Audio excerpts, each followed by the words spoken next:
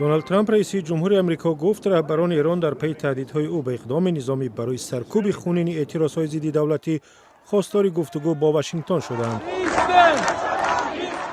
او روز 11 انور در داخل هواپیمای رئیس جمهور به خبرنگاران گفت رهبران ایران زنگ زدند ملاقات آماده می شود، آنها می خواهند گفت و شنید کنند.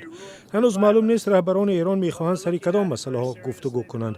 دو کشور در گذشته درباره برنامه بحث برانگیز هسته ایران گفتگوهای غیر مستقیم داشتند. ایالات متحده و دیگر کشورهای غربی سرکوب اعتراضگران و دست حکومت را محکوم کردند. جمهوری اسلامی از پیش برای برنامه‌های اتمی‌اش تحت تحریم قرار دارد، زیرا به قول کشورهای غربی در پی ساختن بمب اتمی است. ایران پیوسته این ادعا را رد کرده است. دونالد ترامپ روز 11 انور گفت او و ارتش آمریکا با هدف حمایت از اعتراضگران گزینه‌های مختلف را در ایران بررسی می‌کنند. این هم در زمانی است که بنا به گزارش‌های تصدیق نشده در جریان سرکوب اعتراضها در ایران بیش از 500 نفر کشته شدند. رسانه‌های آمریکایی خبر دادند زیردستان ترامپ با او در مورد گزینه‌های پاسخ به سرکوب‌های شدید در ایران گزارش دادند. این تحولات در حالی است که سازمان‌های حامی حقوق انسان و رسانه‌های دولتی روز 11 انور از ادامه اعتراضها، بازداشت‌ها و ناآرامی در ده‌ها شهر ایران خبر دادند. اعتراضها به هفته سوم وارد شدند و سرکوب نیروهای امنیتی روز به روز سخت‌تر می‌شود.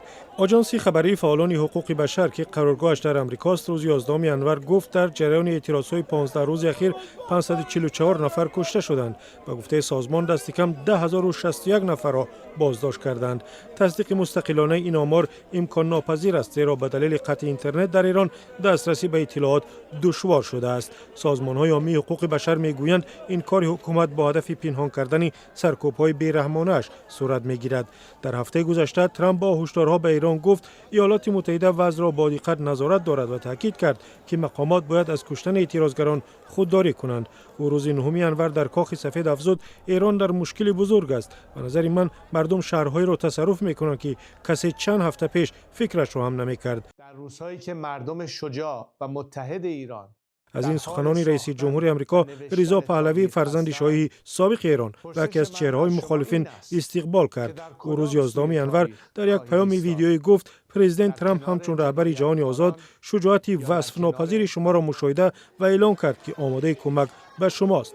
یک شاهد سرکوب‌ها در شرق تهران و رادیوی فردا بخش فارسی رادیو آزادی گفت سرکوب نمایش‌ها به طور قابل ملاحظه افزایش یافته است و وضعیت در شهر را به صحنه‌های جنگ شباهت داد. نارامی‌ها که به سبب بالا رفتن نرخ‌ها، تورم بلند و سقوط قرب پول ملی ایران آغاز شد، به جدیدترین چالش برای جمهوری اسلامی در سال‌های اخیر تبدیل یافته است. شما مقصرید. مسعود پزشکیان رئیس جمهور ایران مسئول ناآرامی‌ها را تروریستانی وابسته به خارج نامید و ایالات متحده و اسرائیل را به تلاش برای ایجاد بی‌نظمی و آشوب در کشورش متهم کرد. او ضمن سخنرانی در روز 11 انور گفت اگر مردم نگرانی داشته باشند وظیفه ماست که آنها را بشنویم و مشکلشان را رفع کنیم، اما وظیفه بالاتر این است که نباید اجازه دهیم یک گروه آشوبگر بیاید و نظم جامعه را به هم زند.